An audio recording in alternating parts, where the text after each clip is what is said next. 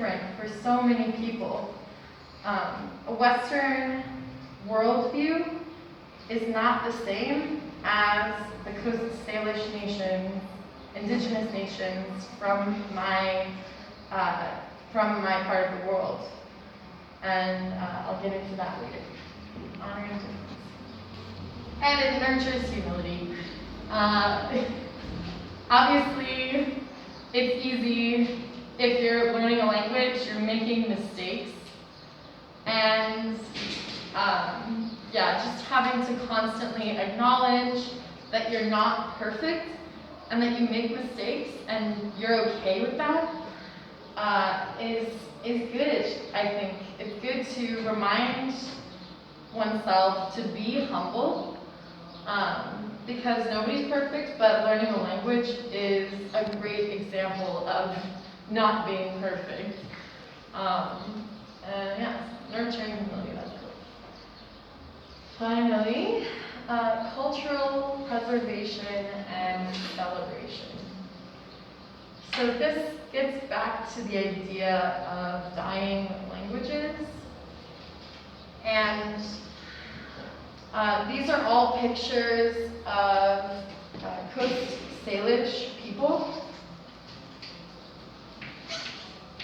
Coast Salish. And if you remember, I'm from a place called the Salish Sea. And the Coast Salish people are a group of many nations, like over 50 nations. Distinct groups of indigenous people, like the Lummi and Nipissat. Nations that live in the same city that I lived in when I went to university. And so this is wearing some of their traditional clothing and some of their traditional art. And they teach their native languages in public schools now. And that's not something that was allowed for a very long time in the United States. This is a history that is often hidden. It's hidden in the United States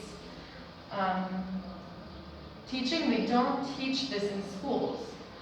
But since Western people first arrived on North America, they have been colonizing the United States.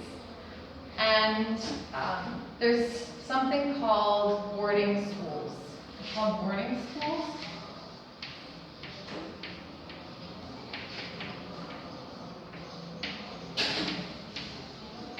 Do you know the concept of a boarding school? A boarding school is for your age, high school, and you go to the school and live there. You go and live at the school. And maybe you come back for holidays, but you go back to the school.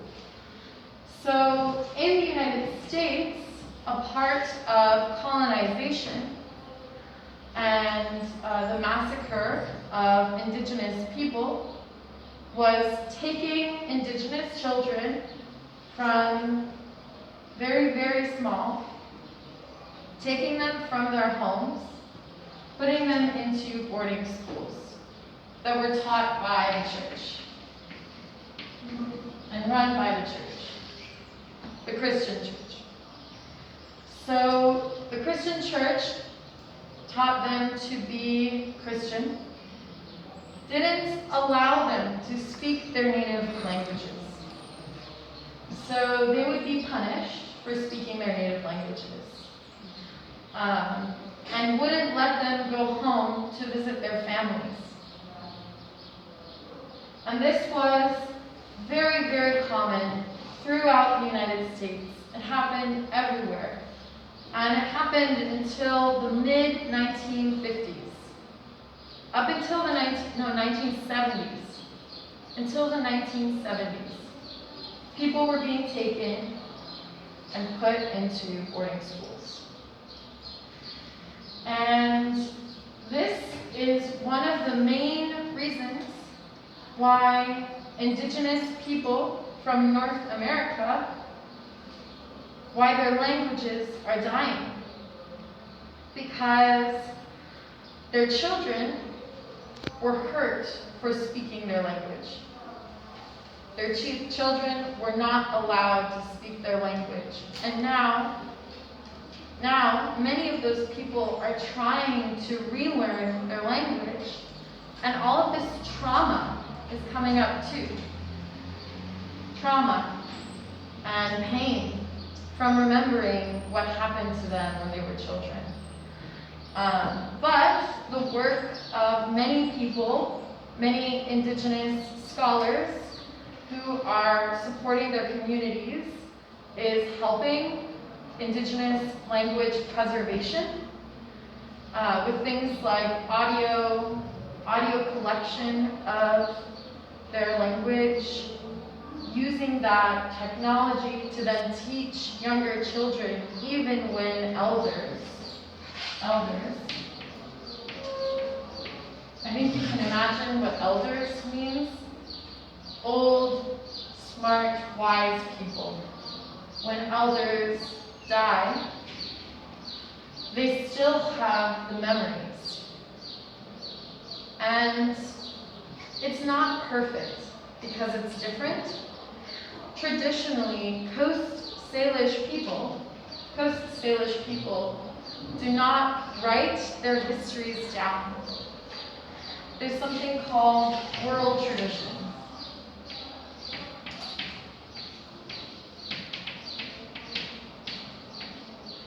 Oral tradition. And they pass their generational stories on through their voice.